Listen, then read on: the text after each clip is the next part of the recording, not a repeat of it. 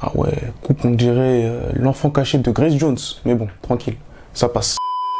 Ah yo, salut tout le monde. Comme annoncé dans le dernier Top Afropop, je vous propose le dernier épisode de mon podcast Les Analyses musicales de Rudolf. Dessus, je reviens sur le succès du morceau La Sauce de la Camerounaise Rénis. Dans la sauce. Ouais, à force de traiter de l'actu, j'avais besoin de revenir un peu dans le rétro en 2016 pour être précis. Et d'ailleurs, justement, j'espère faire de plus en plus de vidéos sur le passé récent du mouvement Afropop. Donc, restez branchés en vous abonnant et en activant la cloche, bien évidemment. N'oubliez pas non plus de lâcher un petit like pour me soutenir. Et sur ce, je vous souhaite un bon visionnage / une bonne écoute.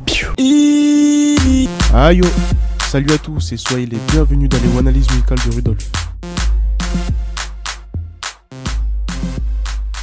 Avant toute chose, concentrons-nous sur le parcours de Rénis avant cet immense succès. Elle sort ses premiers singles entre fin 2011 et 2012. Elle travaille alors avec le rappeur-producteur Jovi, alias Jovi le Monstre. Vous me connaissez maintenant. Comme j'aime sortir les dossiers, je vous passe un extrait de Fire, son premier single.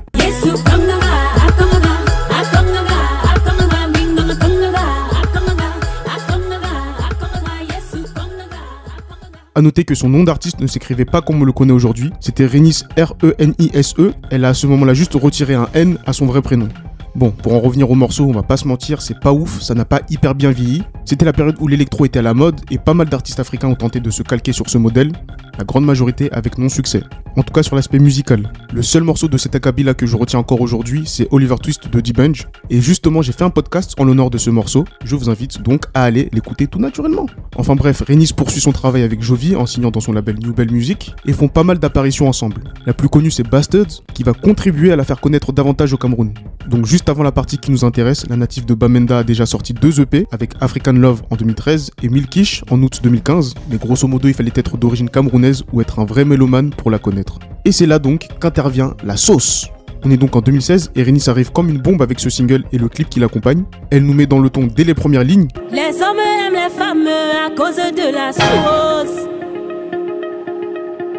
Je le mets dans la sauce, je tourne la sauce. Là on se dit oh, mais elle raconte quoi celle-là même? Et puis après quelques lignes mélodiques chantées dans sa langue maternelle, le ngemba constituant le pré-refrain, la Camerounaise va accélérer le rythme avec les différentes gimmicks, notamment dans le refrain, qui ont grandement contribué au succès du titre. Dans la sauce, le piment dans la sauce, les condiments dans la sauce, le plantain dans la sauce. Donc le pré-refrain et ce refrain sont évidemment le fil rouge de la chanson, mais des passages forts de ce type, il y en a plusieurs.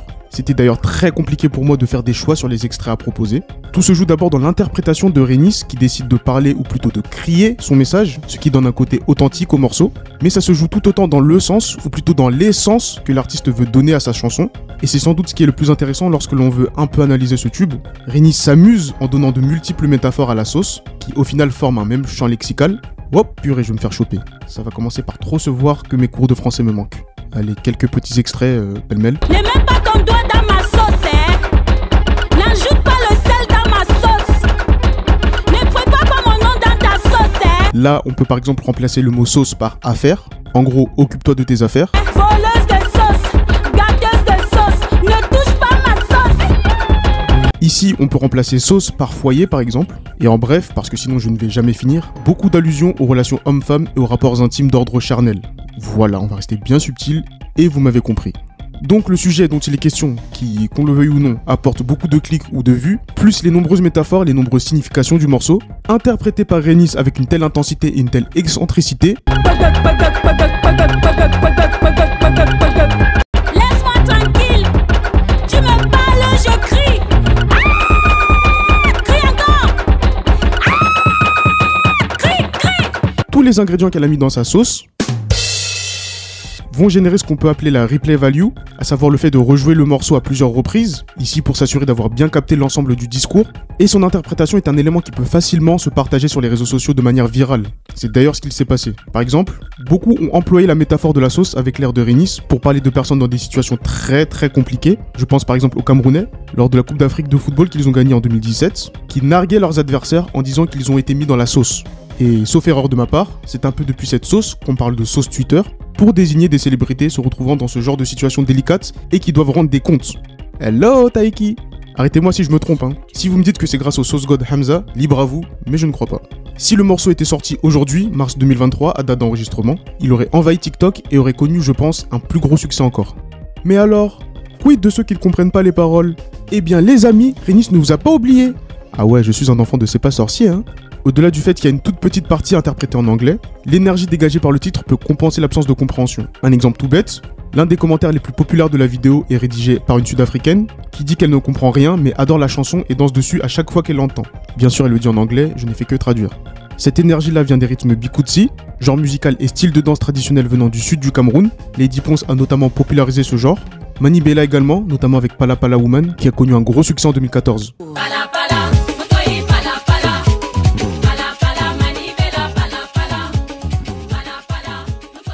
Et enfin, dernier point, Rénice est arrivée avec une esthétique incroyable, symbolisée par la coiffure qu'elle porte dans le clip officiel, les fameuses tresses courtes en pompons, qui tireraient ses origines d'une tribu malgache. Elle était identifiable parmi des millions, et pareil, même si ce n'est pas directement lié à la musique, ça joue énormément. Peut-être que si elle avait gardé plus longtemps, en faisant sa marque de fabrique sur la durée, elle aurait connu plus de gros succès par la suite. Peut-être pas, hein, c'est une simple hypothèse. Mais jusqu'à présent, c'est son seul grand hit. Même si j'avais personnellement apprécié le fait qu'elle reprenne Zélié de Bella Bello, légende togolaise à qui j'ai consacré un épisode du podcast Frères Sang, mes légendes africaines, qu'il faut aller écouter d'ailleurs. Donc voilà à peu près tout ce qu'il fallait savoir sur le morceau La Sauce de Rénice. Likez si vous avez apprécié, commentez si vous avez apprécié, ou pas même. Commentez aussi et surtout s'il y a des aspects de la chanson que je n'ai pas mentionnés. N'hésitez surtout pas parce que je réponds aux commentaires. En tout cas, on se retrouve très vite j'espère. Et en attendant, souvenez-vous que les milliardaires en surpoids ont le ventre en poupe. Ciao!